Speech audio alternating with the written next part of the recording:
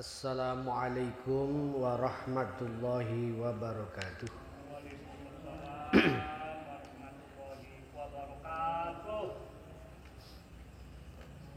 Bismillahirrahmanirrahim. Alhamdulillahi rabbil alamin. Assalatu wassalamu ala sayyidina Muhammadin wa ala alihi wa sahabatihi ajma'in. La haula wa la quwata illa billahil aliyyil azim. Pembahasan di hadis Ibnu Majah, Kitabut Thaharah. Kitabut Thaharah utawi iki iku kitab sesuci, wa sunani halan bira-bira sunnah-sunnahe thaharah.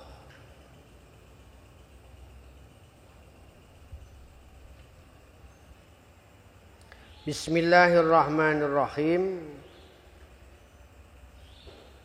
Kitabut Thaharah utawi iki kitab menjelaskan tentang thaharah.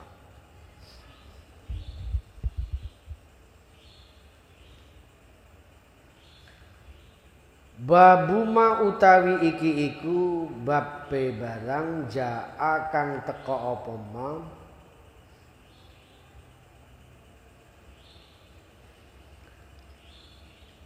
fi miqdaril ma' ing dalem takarane banyu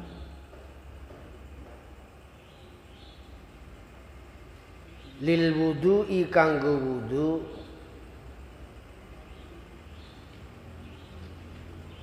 wal ghusli lan adus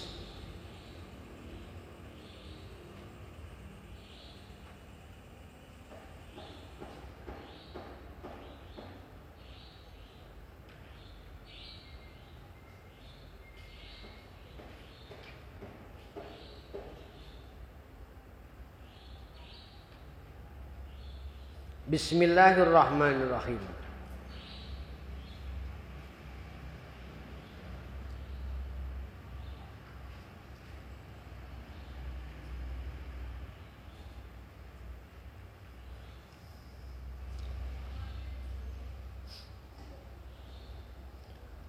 Hadasan nyeritani naik kita sapa Abu Bakar bin Abi Syaibah.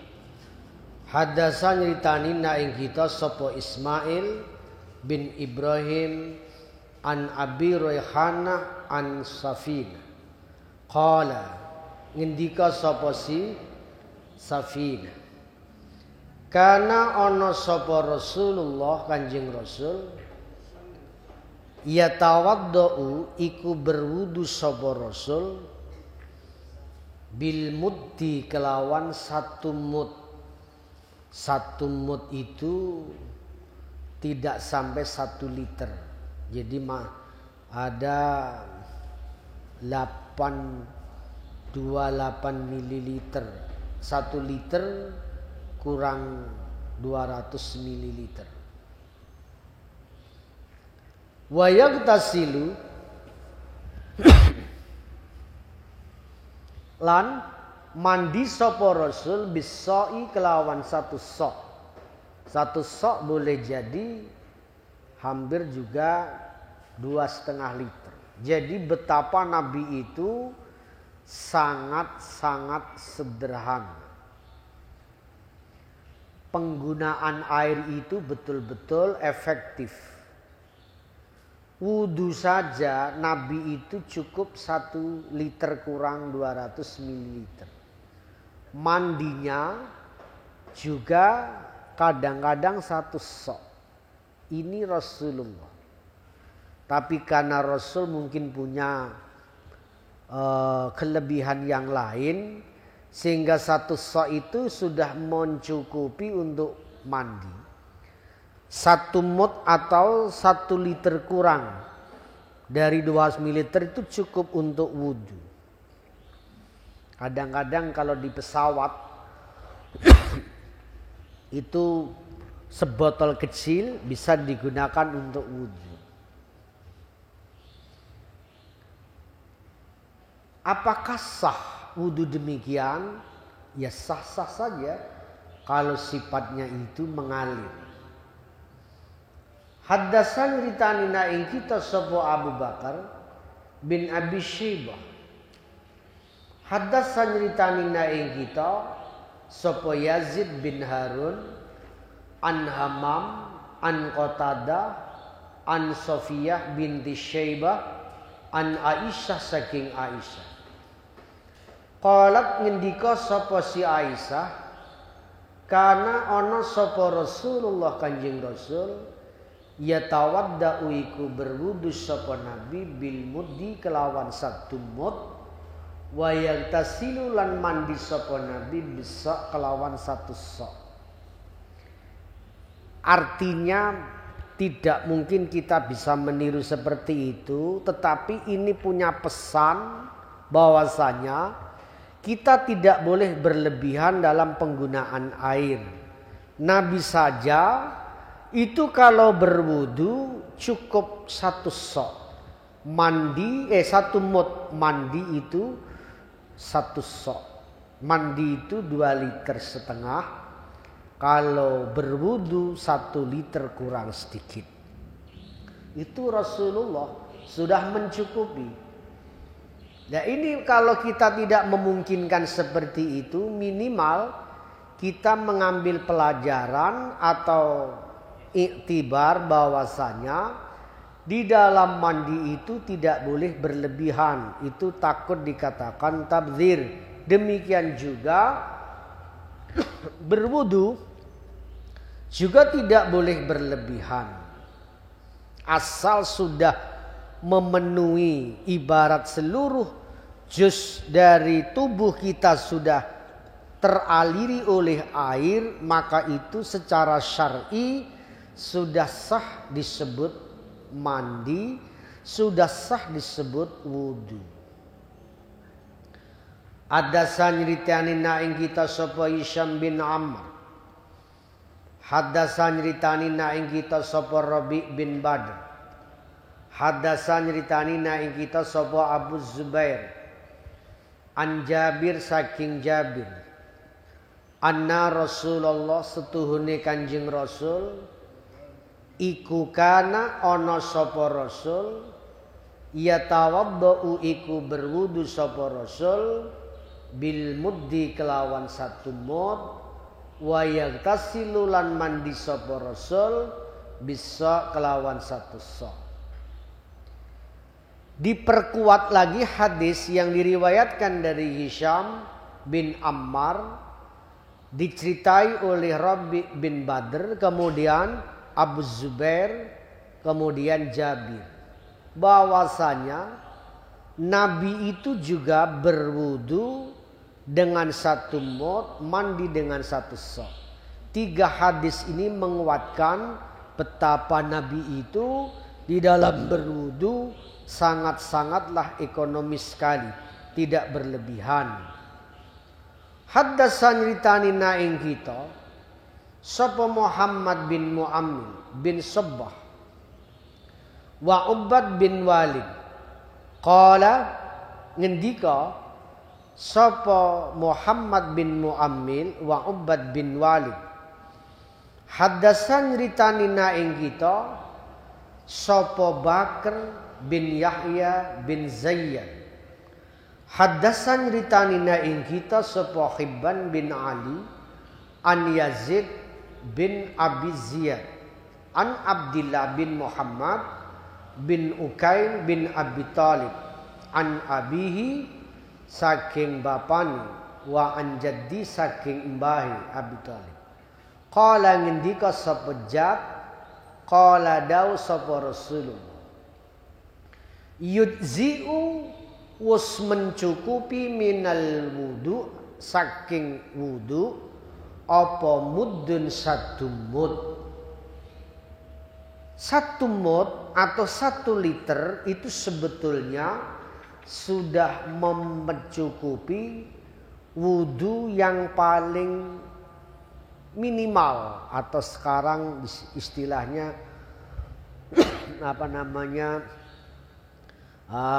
minimalis, wudu minimalis, wudu yang paling efektif. Wa anil ghusli lan saking mandi apa saun sa. Faqala mongkon nuli ngucap sapa rajulun wong lanang. La yujzi'u ora mencukupi apa mut lan sa'na ing kita.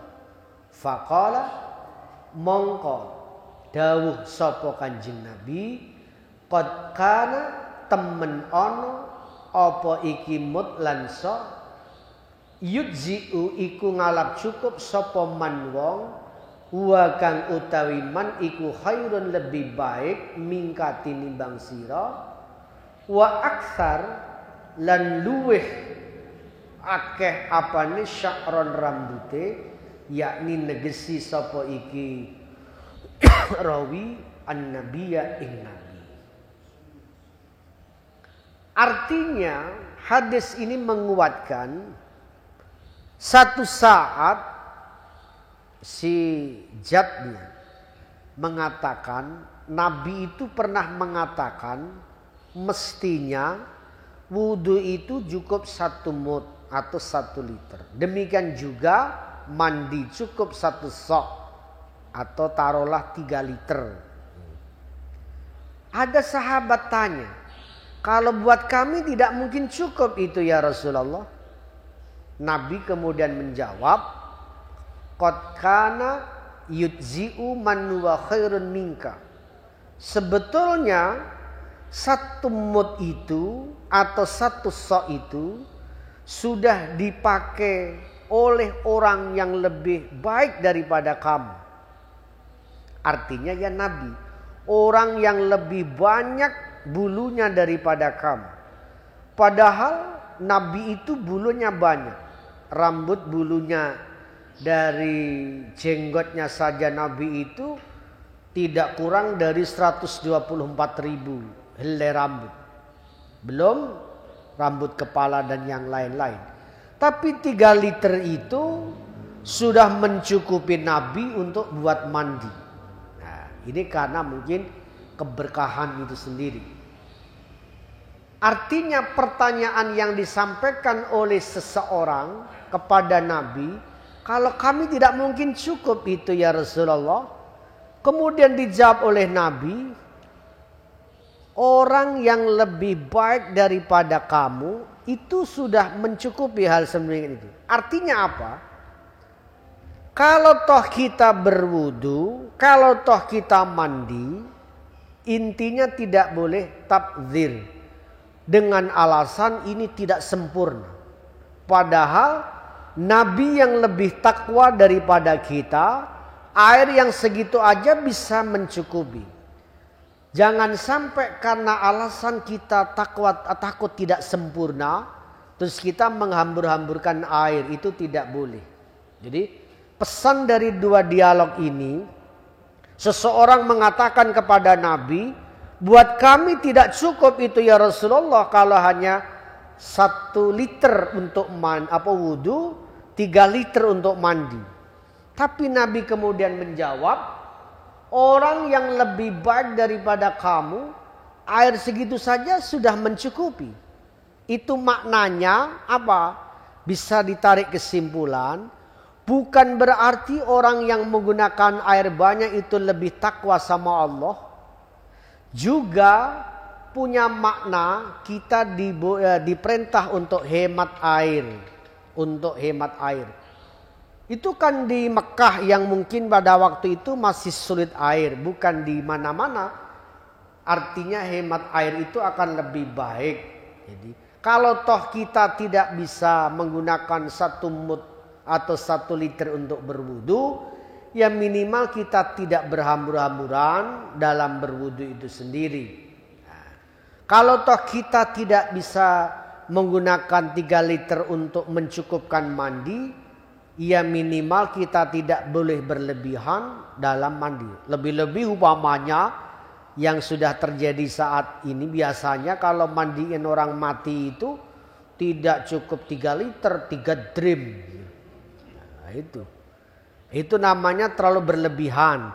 Mandi itu ya secukupnya. Ketika air itu sudah merata kepada seluruh tubuh, ya sudah selesai. Tidak boleh lebih dari itu. Itu penggunaan air. Kenapa Nabi mengajarkan demikian? Karena ternyata dampaknya luar biasa. Dampak ekologi. Ketika seseorang berlebihan menggunakan air, bisa dibayangkan. Air ini ketika disedot oleh penduduk bumi yang sedemikian banyaknya, terus dan tidak tidak ekonomis dengan air, dampak ekologi terhadap alam ini juga tidak baik. Sehingga bumi ini semakin lama akan semakin ke bawah. Kalau bumi ini tersedot dalamnya terlalu banyak, bumi akan ke bawah, air laut akan mudah rob. Itu adalah dampak ekologi. Tapi kalau seseorang itu mau hemat air, itu dampak lingkungan juga baik. Dan seterusnya, itulah pengajaran Nabi. Jangan sampai kita menggunakan sesuatu yang semestinya tidak harus. Jangan membutuhkan sesuatu yang semestinya kita tidak butuh. Cukupkanlah apa yang mesti harus kita lakukan, itu saja. Itulah cara hidup Nabi. Supaya apa? Hemat air sama saja hemat energi. Hemat energi akhirnya apa? Hemat lingkungan. Kalau lingkungan ini baik, maka akan baik lagi. Maka cara Allah menghentikan manusia supaya tidak berlebihan memanfaatkan alam semesta ini, bisa jadi maksudnya Allah, ketika Allah mengirimkan yang namanya virus corona ini, dikirim, plek, akhirnya seluruh pabrik di dunia ini tutup. Karena tutup maka tidak ada polusi udara.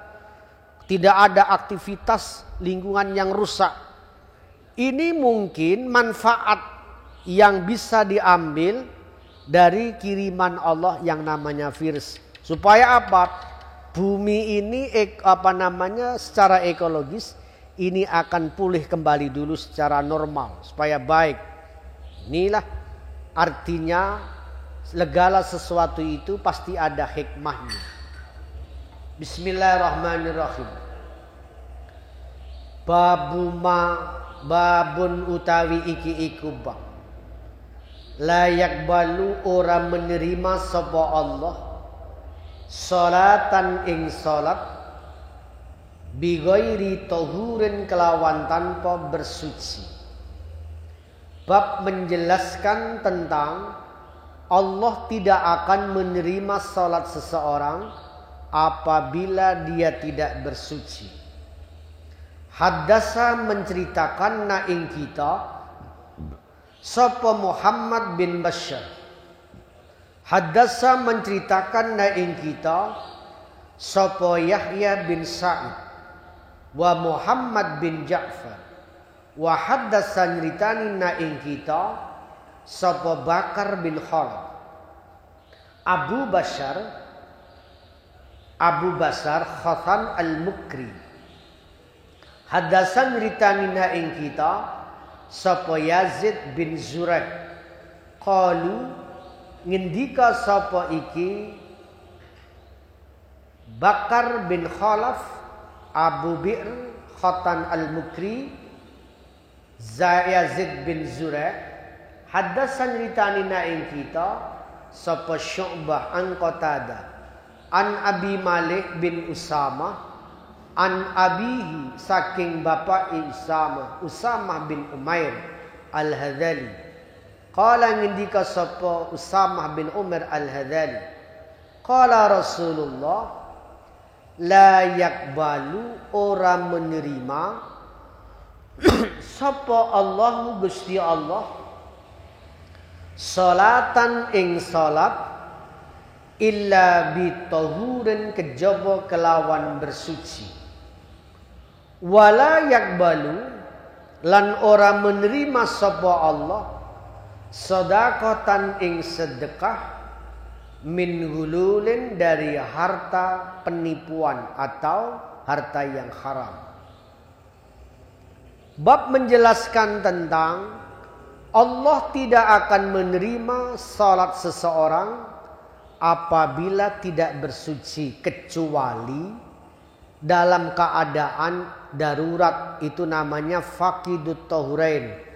Ada bahasa lagi namanya orang yang tidak punya alat untuk bersuci. Masih tetap salat sekalipun tidak bersuci. Itu namanya salat hormat waktu. Pengertian Allah tidak menerima salat tanpa bersuci itu apabila kondisinya dalam keadaan normal, kok dia tidak bersuci langsung salat, maka salatnya itu tidak bisa diterima. Hanya ada satu salat, itu pun hanya pendapat satu seorang namanya Syu'bi, salat mayit itu tidak berwudu. Karena dianggap itu bukan salat. Karena salat mayit itu tidak ada rukuk, tidak ada sujud. Intinya hanya doa. Sehingga upamanya tidak wudu ya dianggap sah. Ini pendapat Imam Syu'bi. Tapi karena itu sudah bisa disebut salat, maka mayoritas ulama tetap berpikiran salat mayit itu juga harus bersuci, harus wudu atau tayammum umpamanya. Allah tidak menerima salat seseorang apabila tanpa bersuci. Ini hadis diriwayatkan dari Muhammad bin Bashar. Muhammad bin Bashar dari Yahya bin Sa'id, Muhammad bin Ja'far, Bakar bin Khalab, Abu Bi'r Hasan al-Mukri, Yazid bin Zurai, Syu'bah dari Qatadah, Abi Malik bin Usamah dari bapaknya Usamah bin Umair. Ia pernah mendengar Nabi mengatakan, Allah tidak menerima salat seseorang kecuali dalam keadaan bersuci. Ini berlaku apabila kondisinya normal. Tapi kalau di saat kita mungkin di tempat yang tidak menjumpai air, juga tidak menemukan debu untuk pengganti air, sementara waktu sholat sudah masuk, kita tetap diperintah sholat dengan niat hormat waktu. Jadi pengertian tidak menerima itu adalah apabila air ada, debu ada, tapi kok kita tidak bersuci dengan air, tidak bertayamum dengan debu langsung salat, ya tidak bisa diterima. Tapi kalau memang kesulitan air atau kesulitan debu untuk tayamum, kemudian kita salat, ya tetap sah salatnya. Itu namanya salat hormat lil wakti. Salat untuk menghormati waktu, sekalipun nanti ketika kita ada di tempat yang sudah menemukan air atau menemukan debu untuk tayamum, kita mengulang lagi atau i'adah. Demikian juga Allah tidak menerima sedekah seseorang kalau sedekah itu diambil dari harta yang haram. Harta yang haram artinya hasil menipu, hasil yang jelas-jelas haram. Kita buat sedekah, maka sedekahnya itu tidak bisa diterima, tidak ada pahala dari Allah. Tapi apakah kita boleh menerima sedekah dari orang yang kita tidak tahu apakah itu dari barang haram atau tidak? Kita lihat dulu, apakah orang itu pekerjaannya memang murni dari pekerjaan haram atau dia masih punya pekerjaan lain? Kalau dia memungkinkan masih ada pekerjaan lain selain pekerjaan haram, kita disedekahi maka tidak apa-apa, cuma makruh. Tapi kalau orang itu tidak punya pekerjaan kecuali barang haram, kita menerima sedekahnya itu tidak boleh. Karena memang yang yakin itu dari barang haram. Nah, jadi Allah saja tidak menerima sedekah yang sedekah itu diambilkan dari cara yang haram. Sekalipun barang yang disedekahkan halal, tapi kalau prosesnya haram ya tetap haram. Jadi makna min gululin itu bukan nilai bukan materi yang disedekahkan. Sekalipun materi yang disedekahkan itu termasuk barang yang halal, akan tetapi proses pendapatannya adalah haram, ya tetap haram. Bismillahirrahmanirrahim. Haddatsana nyritanina ing kita sapa Abu Bakar bin Abi Syaibah. Abu Bakar bin Abi Syaibah. Haddatsana nyritanina ing kita sapa Ubaidillah bin Sa'id wa Syubabah bin Suwar an Syu'bah nahwuhu utawi sepadane iku hadis.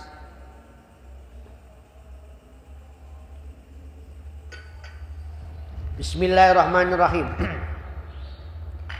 Riwayat dari Abu Bakar bin Abi Syaibah sama riwayat yang datang dari Muhammad bin Bashar, hanya menguatkan saja. Haddasa nyeritani naing kita sapa Ali bin Muhammad. Haddasa nyeritani kita sapa Waki. Haddasa nyeritani kita sapa Israil an Simak. Wa haddasa nyeritani kita sapa Muhammad bin Yahya. Haddasa nyeritani naing kita sapa Wahab bin Jarir. Haddasa nyeritani naing kita sapa Syu'bah an Simak bin Harb an Mus'ab bin Sa'ad an Ibni Umar. Qala ngendika Ibni Umar qala daus sapa Rasul. La yakbal, orang menerima sapa Allahu Gusti Allah salatan ing salat illa bituhurin kejaba dalam keadaan suci. Maka perempuan yang lagi tidak suci tidak dibolehkan salat, sebab Allah tidak menerima salat kecuali dalam keadaan suci. Walas sedaqatan lan ora ing sedekah min gululin saking dari min gululin dari hasil penipuan atau dari hasil yang tidak baik atau haram. Gulul itu sesuatu yang tidak halal atau haram. Artinya contoh upamanya cara istilah sekarang seorang pejabat negara, maka ada istilah gratifikasi. Sebab dia itu tidak mungkin mendapatkan itu kecuali dengan jabatannya. Nah, gratifikasi itu termasuk gulul. Bismillahirrahmanirrahim. Sebab dia sudah mendapatkan gaji yang semestinya, tapi dia mengambil sesuatu yang apabila sesuatu itu cara mendapatkannya adalah karena jabatannya, bukan karena pribadi-pribadinya. Nah, Bismillahirrahmanirrahim. Tapi kalau yang memberi itu karena pribadi, bukan faktor jabatan, itu tidak masuk kategori gulul. Wa haddatsan ritanina ing kita sapa Sahal bin Abi Sahal. Haddatsan ritanina ing kita sapa Abu Zuhair an Muhammad bin Ishaq, saking Muhammad bin Ishaq an Yazid bin Abi Habib an Sinan bin Sa'id an Anas bin Malik qala ngendika sapa sikono Anas bin Malik sami'tu krungu ingsun Rasulullah ing Kanjeng Rasul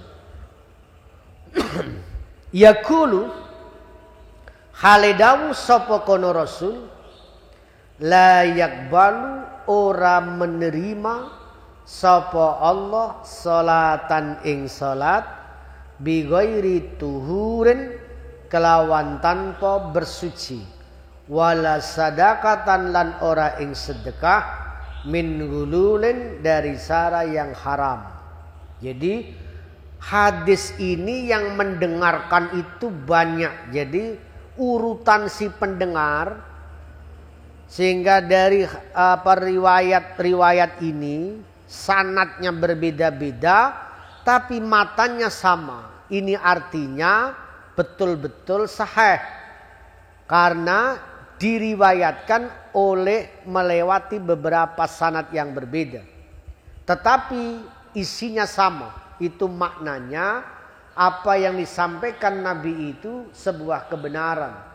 Bahwasanya tidaklah menerima Allah akan salat seseorang apabila tanpa bersuci. Bi ghairi tahur wala shadaqatan min hulul. Ini semua riwayat matanya semua sama.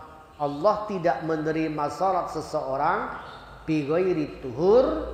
Allah tidak menerima sedekah seseorang kalau hasil sedekah itu diambilkan dari harta-harta yang haram.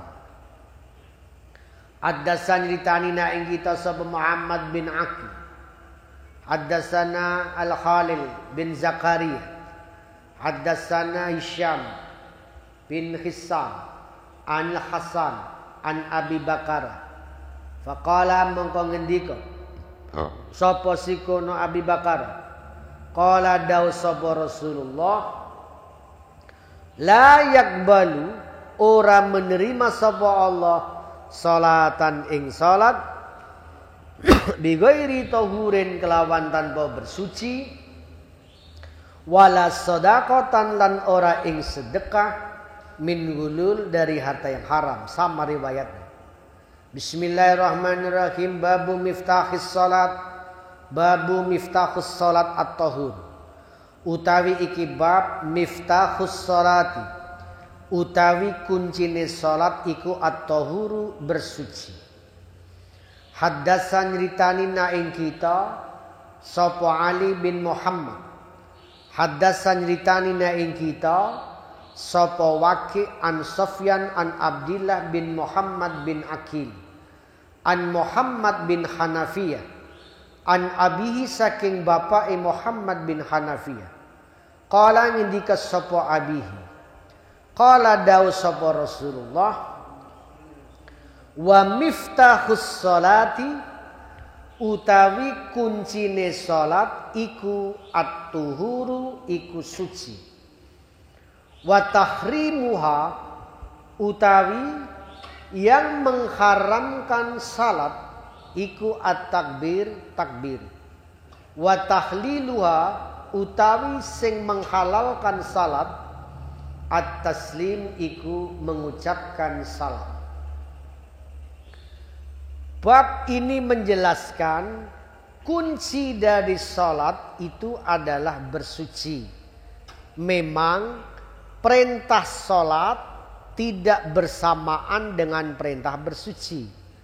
Akan tetapi ketika Nabi sudah mengatakan tidak sempurna itu salat artinya tidak sah tanpa bersuci, maka hukum bersuci itu statusnya menjadi wajib. Mala yatimul wajib illa bihi fahuwa wajib.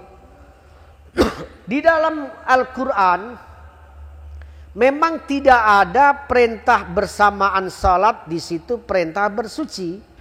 Tetapi di dalam hadis Nabi menyebutkan salat itu bisa dianggap sah kalau salatnya itu bersuci. maka hukum suci itu menjadi wajib mengikuti kaidah ma la yatimul wajib illa bihi fahuwa wajib. Sesuatu yang menjadi penyempurna wajib maka hukumnya menjadi wajib. Salat itu dianggap sah kalau suci. Bersuci dengan cara berwudu, maka karena sahnya salat itu harus berwudu, maka wudu pun status hukumnya menjadi wajib. Walaupun perintah sholat mungkin tidak bersamaan dengan perintah berwudu. Disinilah pentingnya hadis ini menguatkan ayat-ayat Al-Quran. Jadi antara hadis sama Al-Quran itu ada yang sifatnya menguatkan, menjelaskan, ada yang sifatnya mentaksis, mengkhususkan. Nah, hadis ini menyebut tentang kuncinya salat. Miftahus salati at-tuhur. Kuncinya salat itu bersuci. Berarti pelaksanaan bersuci itu dilakukan sebelum kita melakukan salat. Sehingga bersuci itu masuk kategori syarat sahnya salat. Sekalipun itu tidak termasuk dari rukun salat. Lah yang mengatakan syarat sah itu siapa? Tentu ulama. Nabi tidak menyebut itu. Lah siapa yang mengatakan itu syarat sah? Ulama. Dari mana itu? Ijtihad. Ijtihad dari mana? Hadis dan Al-Quran. Nah, kalau Allah tidak menerima salat seseorang tanpa bersuci, maka bersuci itu menjadi dasar satu kesatuan perintah dengan salat. Bahkan salat itu bersuci itu menjadi syarat dari sahnya salat. Artinya sesuatu yang harus dipenuhi di luar salat, maka disebut syarat sah.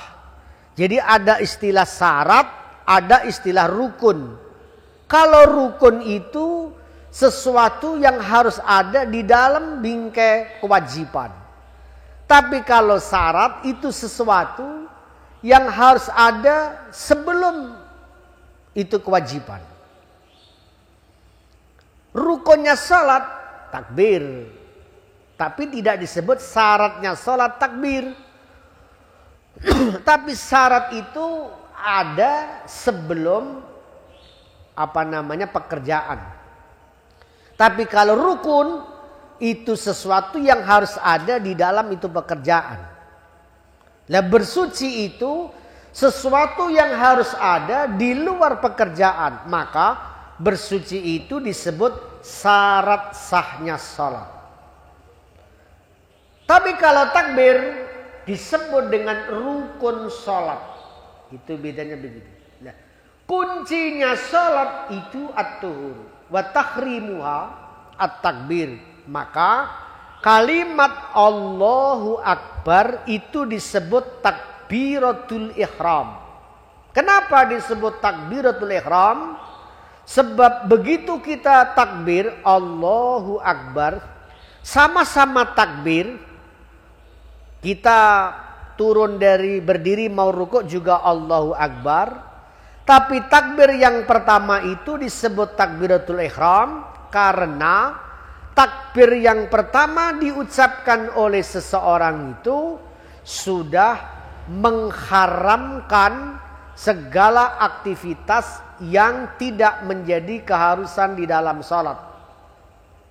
Sudah haram makan, haram minum, haram bercakap-cakap dengan selain Allah dan Rasulnya. Maka disebut takbiratul ihram. Kalimat takbir itu mengharamkan orang untuk makan, orang untuk minum, orang untuk bercakap-cakap kepada selain Allah dan Rasulnya. Sebab begitu kita sholat, orang yang boleh kita cakap, atau orang yang boleh kita ajak bicara hanya dua, yaitu Allah dan Rasul. Sehingga doa kepada Allah itu tidak membatalkan salat. Doa kepada Nabi itu tidak membatalkan salat.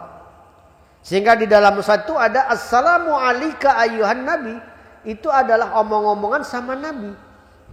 Kenapa tidak batal? Karena yang diajak omong itu Nabi langsung. Sehingga omong-omongan sama Nabi tidak batal. Omong-omongan sama Allah ya tidak batal. Kita at-tahiyatul mubarakatus salawatut thayyibat itu kita dialog sama Allah.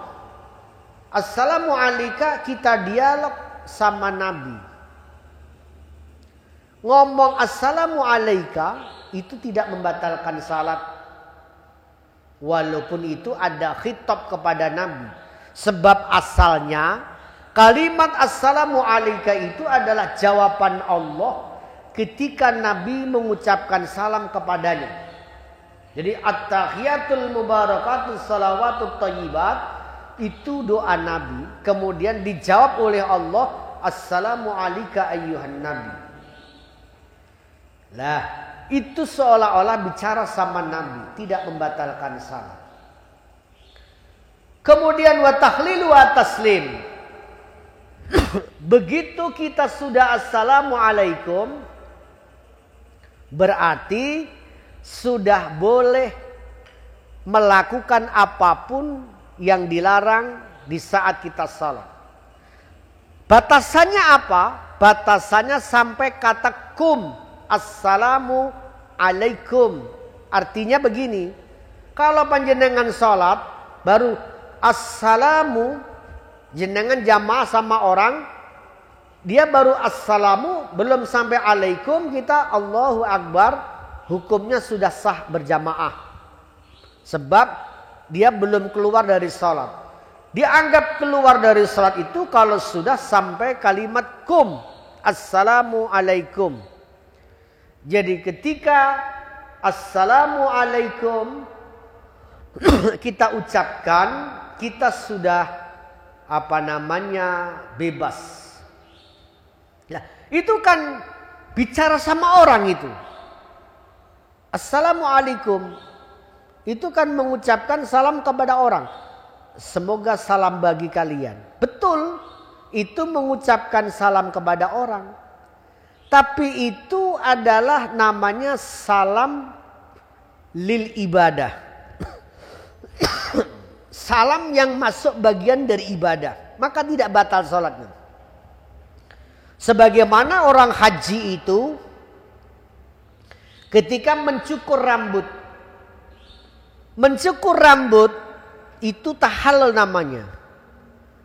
Kalau belum tahallul, kita tidak boleh potong-potong rambut apapun. Tapi begitu sehabis tawaf, sa'i, kemudian tahallul, dengan cara bercukur, kita cukur sendiri, tidak apa-apa. Kenapa boleh? Ya karena cukur itu bukan cukur lago, bukan cukur yang sifatnya laha, artinya permainan. Tapi itu cukur linnusuk, maka hukumnya tidak membatalkan ibadah umrohnya. Demikian juga orang mengucapkan assalamu alaikum di saat salat. Assalamu alaikum itu omong-omongan sama orang. Assalamu alaikum, kum itu kalian semua. Katanya ngomongin orang batal. Iya, tapi assalamu alaikum itu adalah salam lil ibadah. Salam yang karena itu rangkaian ibadah. Lil khudnal ibadah. Maka kata assalamu alaikum itu tidak membatalkan salat. Jadi salat itu kuncinya bersuci. Yang mengharamkan salat itu takbir. Yang menghalalkan salat itu taslim. Yang melepas dari salat itu ketika ucap assalamu alaikum. Haddatsana Suwaid bin Sa'id. Haddatsana Ali bin Musir an Abi Sufyan Tarif As-Sa'idi wa haddatsana Abu Quraib Muhammad bin Ala haddatsana Abu Muawiyah an Abi Sufyan As-Sa'adi an Abi Nadhara an Abi Sa'id Al-Khudri anan nabi saking nabi qala ngendika sapa nabi miftahus sholati utawi kuncine salat at-tuhuru iku bersuci wa tahrimuha utawi sing mengharamkan salat iku at-takbir iku takbir wa tahliluha utawi sing menghalalkan salat iku at-taslim iku salam.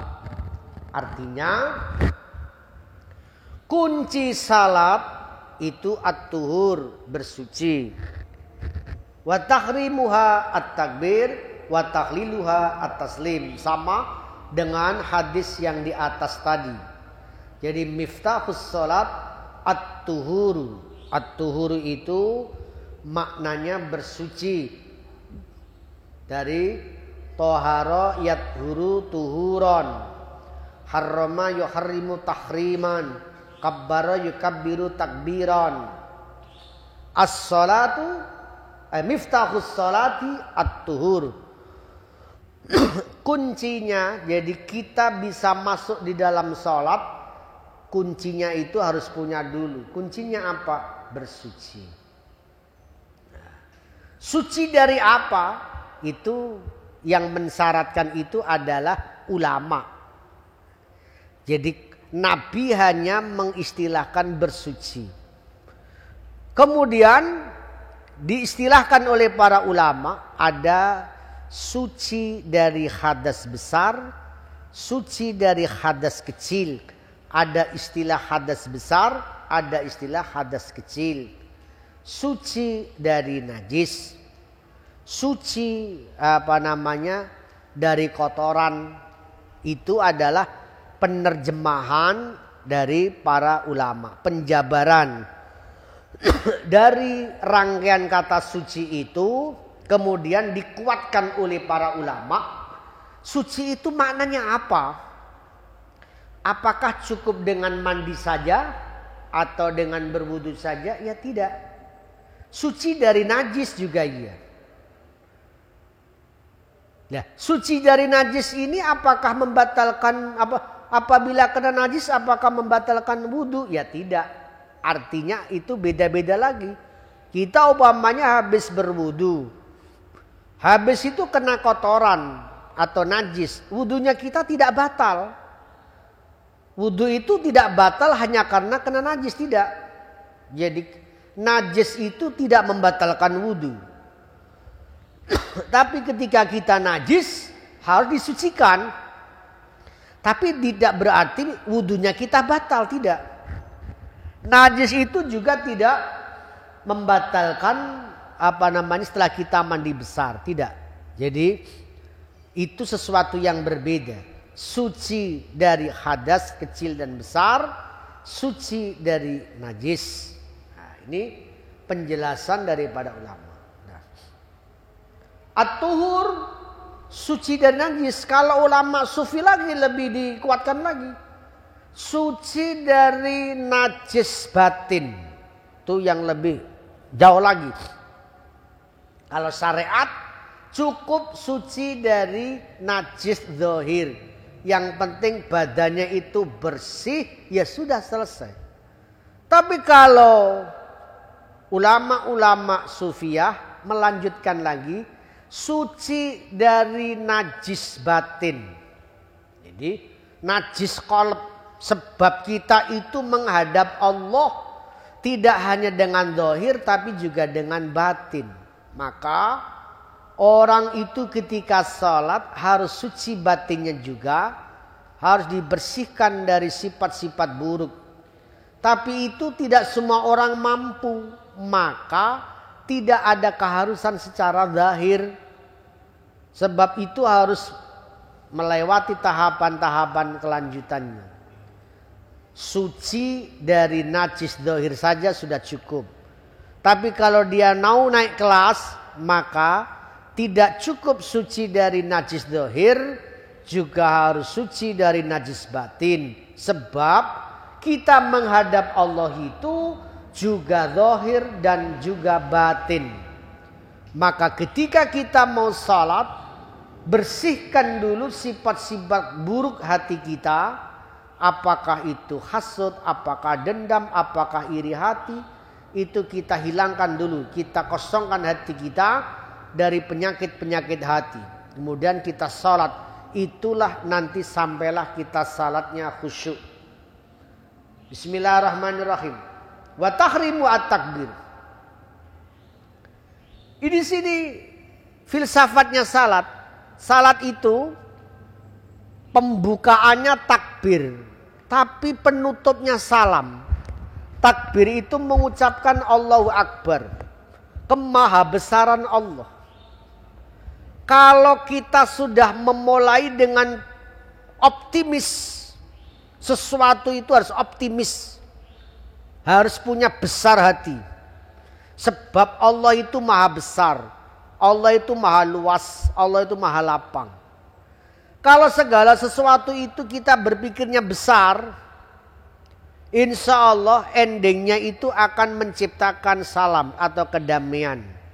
Bab salat itu isinya ya mengagungkan Allah, memuji Allah, meminta sama Allah dan ayat-ayat Quran. Jadi kalau kita awali salat dengan mengagungkan Allah, at-takbir, itu adalah makna daripada optimis, besar hati. Setiap orang itu harus punya besar hati. Tidak boleh kecil hati. Harus besar hati. Supaya apa? At-taslim. Bisa membawa kedamaian yang bisa kita taruh di kanan kiri kita. Sehingga salat itu ucapan salamnya menengok kanan, menengok kiri. Tapi kalau takbir itu fokus kepada tempat sujud. Kenapa takbir tidak tengok kanan, tidak tengok kiri? Karena memang takbir itu memerlukan kita fokus sama yang maha besar, yaitu Allah. Tapi ketika sudah berhasil, maka salam itu makna kedamaian harus kita bawakan ke kanan kiri kita. Maka ada tengok kanan, ada tengok kiri. Itu adalah salat yang bisa disebut tanha anil faksya'i wal munkar. Makna besarnya salat itu adalah mengagungkan Allah dan bisa memberi kedamaian terhadap sesama hamba. Jadi salat itu at-takbir itu hanya mengagungkan Allah. Setelah bisa mengagungkan Allah, maka bisa membawa kedamaian antar sesama manusia. Itu ending dari salat itu dua, yaitu at-takbir wa taslim. At-takbir itu mengagungkan Allah, at-taslim itu bisa membawa kedamaian antara sesama hamba-hamba Allah. Itu memang endingnya salat. Kalau orang sudah bisa seperti itu, maka kuncinya yaitu bersuci tadi itu. Babul muhafadzah 'alal wudu. Bismillahirrahmanirrahim. Allahul kafi rabbunal kafi qasun kafi wadnal kafi likullin kafi kafan kafi wa ni'mal kafi alhamdulillah. Allahul kafi rabbunal kafi qasun kafi wadnal kafi likullin kafi kafan alhamdulillah. Li khamsatun utfi bi haral wa bil hatimah al mustafa wal murtada wa ibnahuma wa fatimah wa ibnahuma wa fatimah wa ibnahuma wa fatimah. La ilaha illa anta subhanaka inni kuntu minadh dhalimin. Allahu kafi ikfina wa ahlina wa walidayna wa ahlina wa ahlina wa man fil ardi jami'ah minal bala'i wal waba' qabla nuzlis sama'i ya Allah ij'al hadha Ramadan bidayatan likulli khair wa nihayatan likulli syar bidayatan likulli khair wa nihayatan likulli syar ya Allah ya Rahman ya Allah ya Rahman taqabbal siyamana qiyamana ruku'ana sujudana ta'allumana wa ta'limana wa durusana wa dirasana ya Allah ya Rahman ya Allah ya Rahim. Rabbana atina fid dunya hasanah wa fil akhirati adzaban nar wa qina adzaban nar ya azza wa ghaffar. Sallimna mimman nakhaf minna mimman nakhaf najjina mimman nakhaf ya amanul khaifin. Subhana rabbika rabbil izzati yasifun wassalamun alhamdulillahi rabbil alamin. alamin. Assalamualaikum warahmatullahi wabarakatuh.